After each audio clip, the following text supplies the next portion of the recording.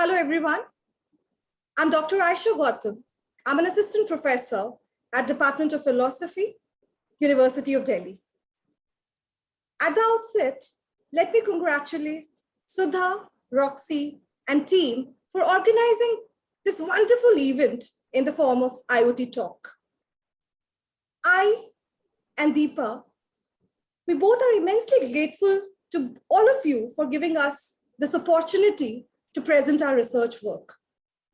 Now I would request Ms. Deepa, my co-presenter, my co-speaker, my co-researcher, to introduce herself. Over to you, Deepa. Thank you, Dr. Gautam. I am, hello and greetings, everyone. I am Deepa Singh. I'm a doctoral researcher at the Department of Philosophy, University of Delhi. I'm working on artificial intelligence ethics under the able guidance of Dr. Ayesha Gautam here. Thank you to all of you for giving us this opportunity to be here, to be present before all of you, and to talk about our paper, Building Bridges, Eurocentric to Intercultural Information Ethics, wherein we use the Indian philosophical framework of Samvad to build the bridges. How do we do that? We'll talk you through it. Over to you, Dr. Gautam. Thank you, Deepa. Emerging technologies are redefining not only our life world, but our identities and the way we relate to our own selves and others. They are connecting people in societies and creating new opportunities on one hand. On the other hand, they are proving to be socially disruptive, leading to fundamental and lasting changes in our social fabric, as well as who we are. To quote a World Economic Forum report from 2016, and I quote, "The possibilities of billions of people connected by mobile devices with unprecedented processing power, storage capacity, and access to knowledge are unlimited. And these possibilities will be multiplied by emerging technology breakthrough in fields such as artificial intelligence, robotics, the Internet of Things, autonomous vehicles, 3D printing, nanotechnology, biotechnology, material science, energy storage, and quantum computing." And I unquote. These technologies will alter the very fabric of our lives and societies while raising serious ethical, moral, and legal concerns. Since these emerging technologies are inextricably linked with information in the form of data, therefore, it has been often surmised that any issue of ethics of technology is in a way also an issue of information. And this is how information ethics comes into the picture. Misguided use, manipulation, mismanagement, and disruption of information deeply affects the infosphere as well as the social and moral fabric of society.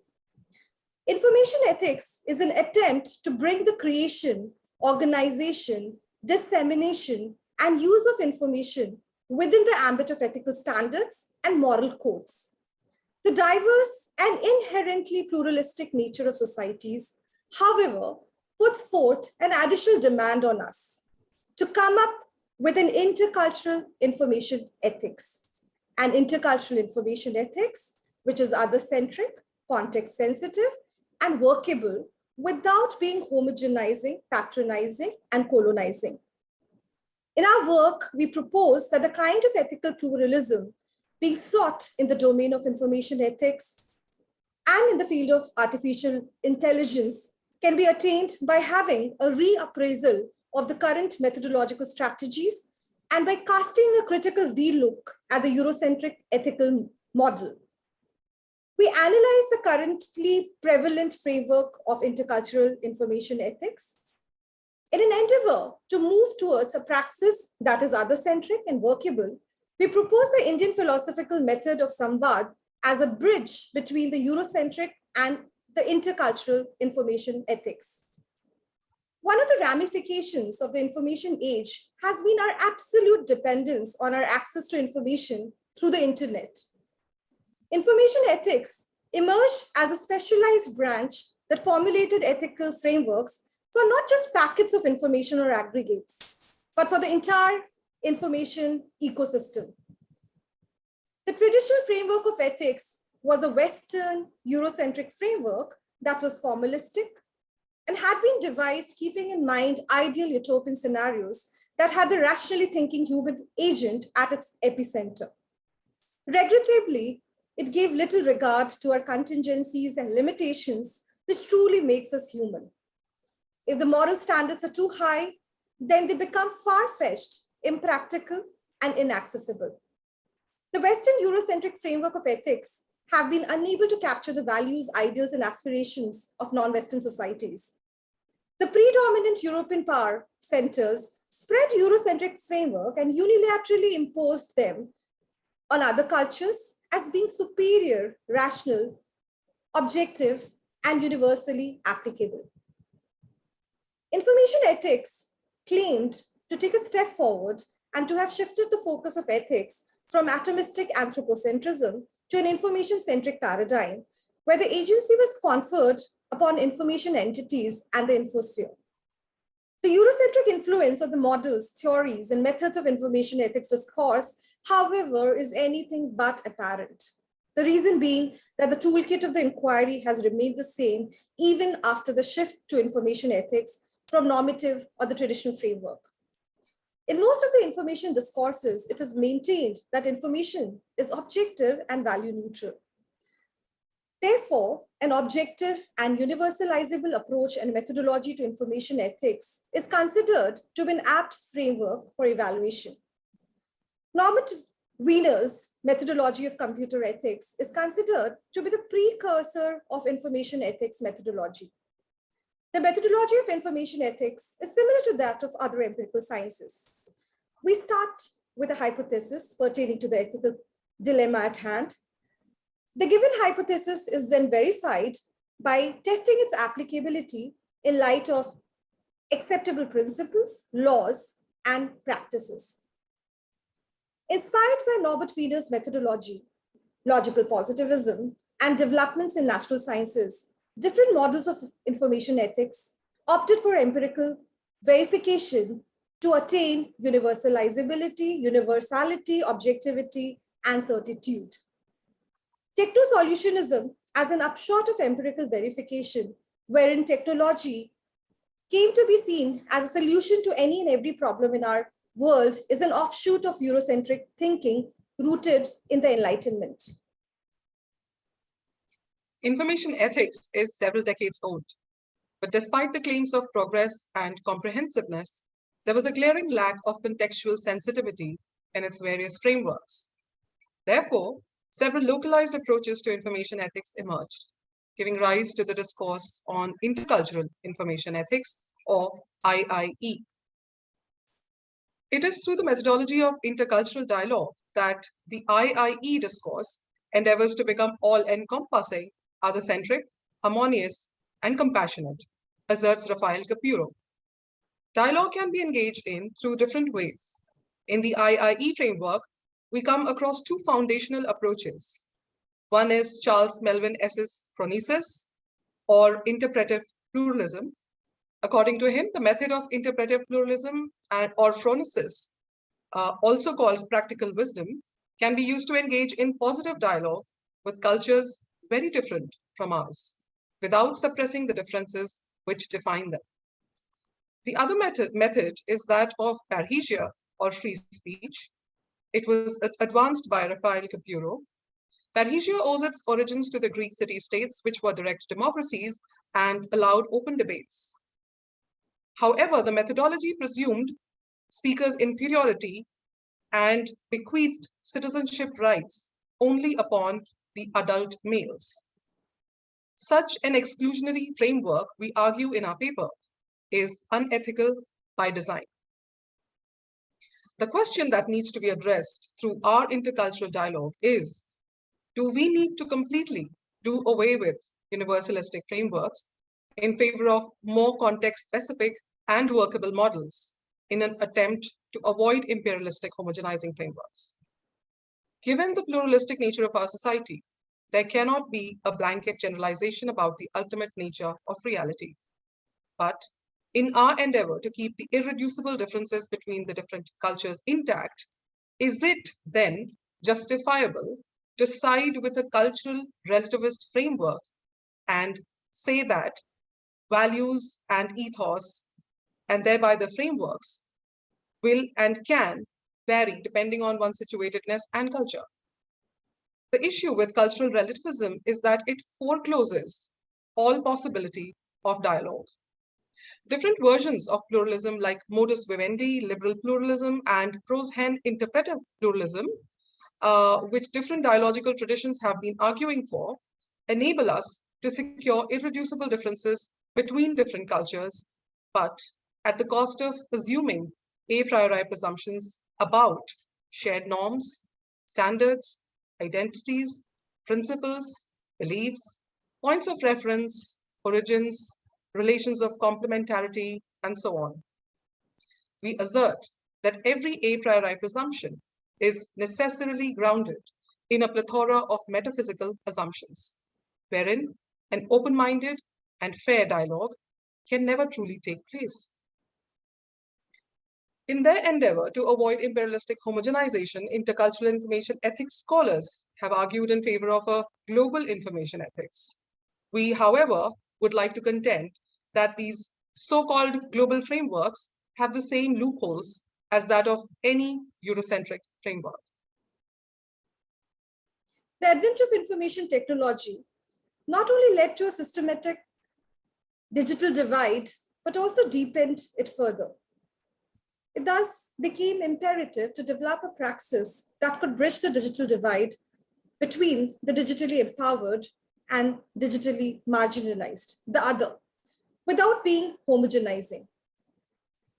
Any such method has to be inclusive, other-centric, empathetic, and interculturally informed. This paves our way forward to Samvad as both concept and praxis. In the Indian tradition, building Samvad, Sam is equal to equal, Vada equal to dialogue, between one's own position and that of others before reaching any conclusion has been the most fundamental style of philosophizing. According to Vatsyayana, the commentator of the philosophical text Nyaya Sutra, any inquiry is initiated because of existence of sansaya or doubt. The reason behind the origin of doubt is the presence of two adversarial positions, thesis or paksha, and antithesis or purva paksha. The doubt leads to ascertaining the strengths and limitations of both positions to arrive at a conclusion for the problem at hand. Nyaya school developed a very systematic approach for elucidating purva paksha. As for Vatsyayana Nyaya Bhashya, the Nyaya system follows a threefold procedure of enumeration, uddesha, definition, lakshana, and examination, pariksha. Herein, enumeration means the act of referring to an act by its name. Definition denotes any characteristic of the said object which distinguish it from all other objects, and examination involves verifying the distinguishing feature with the help of pramanas, or the source of knowledge. Here I would like to quote Ali Zafar. I quote, "The play of paksha of the self and the other pakshas, purva paksha, is inescapable amidst the diversity of Indian societies." And I unquote. It is imperative upon those engaging in Samvad to remain honest throughout the process. Honest representation of one's own paksha, as well as of all possible formulations of purva paksha, that is the viewpoints of the others, concealed and revealed, ensures equality during Samvad. Samvad offers the holders of contrary view an opponent or the other, the dignity of acknowledgement, and through it, the ascription of validation. In doing so, Samvad paves way for mutual assurance of validity and respect. It is important to stress that cosmetic uniformity or erasure of differences is not the goal of Samvad. Instead, it is about acknowledging differences, positionalities, and situatedness of both the self and the other, the Paksha and the Purva Paksha, with the understanding that coexistence in face of differences is the way forward. And in order to do that, Samvad needs to be built. I again quote from Ali Zafar's work, and I quote, "If we dare to extend the steps in the method of the multicultural, multilinguistic, multireligious, multigender, or the multi-ethnic frameworks of Indian societies, we find that every individual has a Purva Paksha to consider. The Purva Paksha in actually existing societies is what we call the other. Instead of a top-down approach to Samvad, a bottom-up approach can yield better results.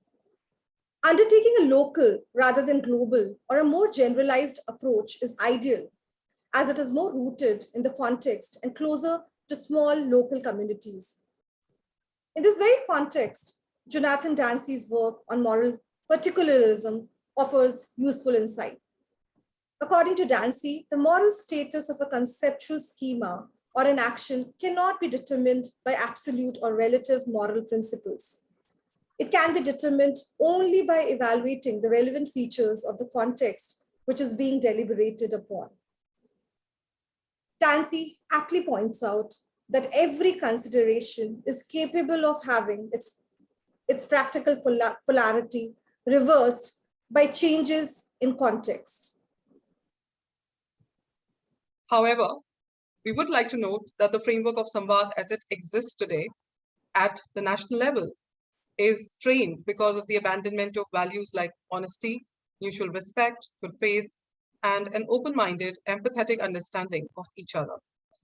These values serve as the ground on which the superstructure of Samvad takes root and sustains itself. To further understand the vulnerabilities which could lead to Samvad's breakage, we bring one case study from India. Through this example, we try to analyze the digital Samvad, its unfolding, factors causing fractures, and what could possibly be done to repair the process. In February 2021, WhatsApp decided to change its terms of service in India. This change would have allowed data sharing of users' metadata between WhatsApp and Facebook. It is worth noting that Facebook acquired WhatsApp in 2014. This decision and the unilateral manner in which it was imposing the new terms of service did not go down very well with its Indian users. WhatsApp gave users only two choices: A, to agree, or B, to discontinue services of the highly popular messaging app. This one-sided, unethical, and aggressive move led to a mass exodus of users to other messaging apps, such as Signal and Telegram. As a result, WhatsApp delayed the move in order to better communicate its terms with the users. It also posted a blog post answering FAQs to address the backlash against its privacy policy. We identify two levels at which Samvad should have happened in this case. Beginning with A concealed level. It is concealed because it's an intra-organization event at the level of policy framing, where the counter-arguers and other stakeholders, including the users, are absent, both physically and digitally. The Paksha or the WhatsApp policy framework would have needed to adhere to strict discipline and followed the process with integrity, empathy, compassion, and humility, while allowing and considering the Purva Paksha of all the other stakeholders who were not present at that level. At the next level, which we call as the revealed level, it is revealed because it is visibly out there in the digital and or physical realm and can be both witnessed and participated in by all stakeholders, including the users. This is at the level of policy implementation and in the active presence of all possible Purva Pakshas from different stakeholders. In the WhatsApp case, there was a fracture at the concealed level, which manifested itself in the revealed level. A sincere endeavor at Samvad at the concealed layer would therefore have avoided the public backlash that WhatsApp had to face. Samvad can be practiced at any scale. An individual could choose it to form more inclusive, enabling, compassionate, other-centric views. A society could choose it as a framework to conduct an interregional or intercultural dialogue to promote amity, understanding, and inclusion. A nation could choose the framework and policy formulation, implementation, as well as post-implementation for feedback mechanisms. An intercultural samvad, intra or internationally, would foster better cultural and contextual awareness. An interdisciplinary samvad could greatly alter our processes of knowledge making, make us more informed of our differences, and perhaps more considerate towards the others, as well as more accommodating in our inferences and conclusions. In Samvad, we let our irreducible differences stand. The process of Samvad is a living one. It never ceases to be. It at no point tries to dwell on the differences, irreducible or otherwise, from the perspective of reducing or leveling them up, create common grounds. Samvad allows us to see our differences and yet come together. In light of our differences, we continue our Samvad to figure out ways of coming together and contributing towards our common futures. Instead of getting fixated upon a set of a priori principles, we let the context organically decide the mechanics of our interrelationships as Samvad progresses in the due course. Samvad advocates for those on the margins, fights erasure, challenges established dominant narratives. It shakes us out of our comfort zones into acceptance, humility, and coexistence. And in doing so, it heralds a new approach to conducting both philosophy and dialogue. Samvad, with its abiding commitment to mutual coexistence in space of all differences, perseveres to build bridges through open-minded, honest, flexible, and other-centric dialogue. Cutting across geographies and intellectual traditions, it makes no claims of superiority at any juncture and remains resolutely devout to looking beyond troublesome dichotomous thinking with either-or choices. And in doing this, Samvad departs from colonizing, monocultural, generalizing, non-pluralistic, and dogmatic approaches and frameworks. And with that, we'd like to wrap up our presentation and thank you all very much for being here and for your kind consideration and presence. Thank you. Thank you. Thank you very much.